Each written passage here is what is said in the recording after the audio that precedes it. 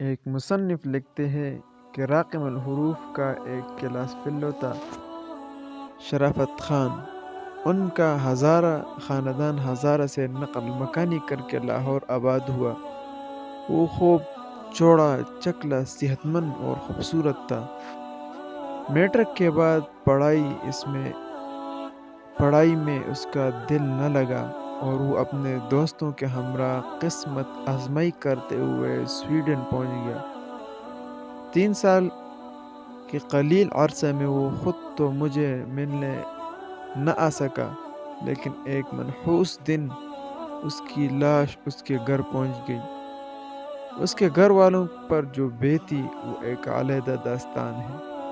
تاہم اس کے ہم سفر دوست نے اس کی موت کی جو وجہ بیان کی، اسے سن کر مجھے رونگٹے کھڑے ہو گئے اور کافی دیر بعد میں اپنے اوزان بحال کرنے کے قابل ہوا۔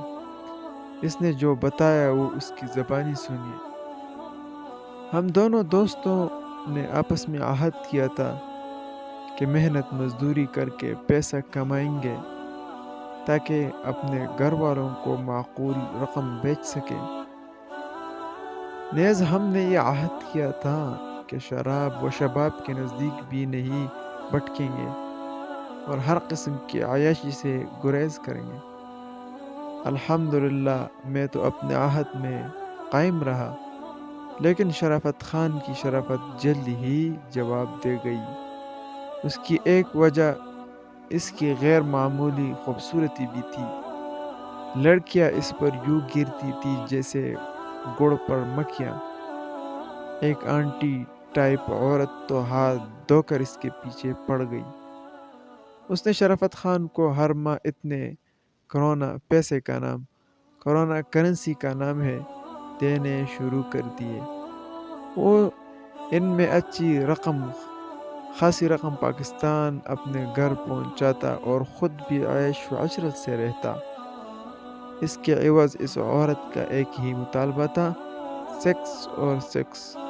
اس عورت کی جنسی خواہش جوع البقر کی طرح تھی، جو کہ کبھی تسکین سے ہم کنار نہ ہوتی۔